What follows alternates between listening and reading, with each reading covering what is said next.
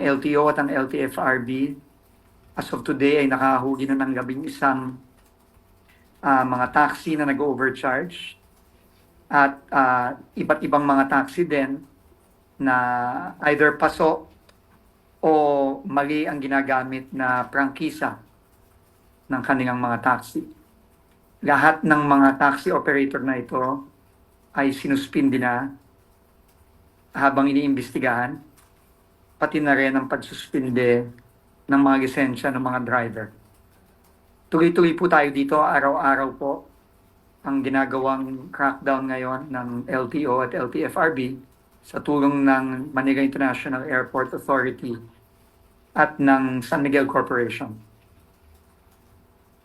Importante dito siguro, Ma'am Claire, no, na maintindihan ng mga kababayan natin na napakaklaro po ng direksyon ng ating Pangulo na itong napakatagal ng pang-aabuso ng mga taxi sa airport, hindi lamang sa mga kababayan natin, kundi pati sa mga turista na nagbibigay ng napakalaking kahihiyan sa ating bansa, kailangan mahinto na.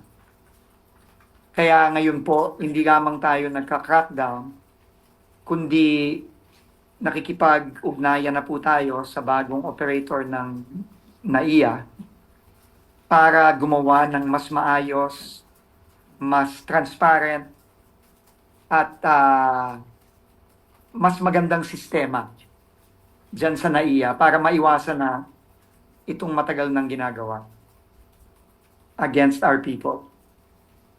At ang isa pa na importante din, gusto nating malaman ng lahat na ongoing po ang investigation tungkol sa sabwatan ng mga taxi at ng airport police na nauna nang na-report last week.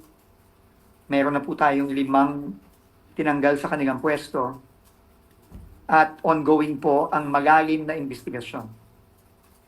Tayo po ay nagpalabas ng special order na ina-appoint, among others, si Office of Transport Security General Ato Bisnar,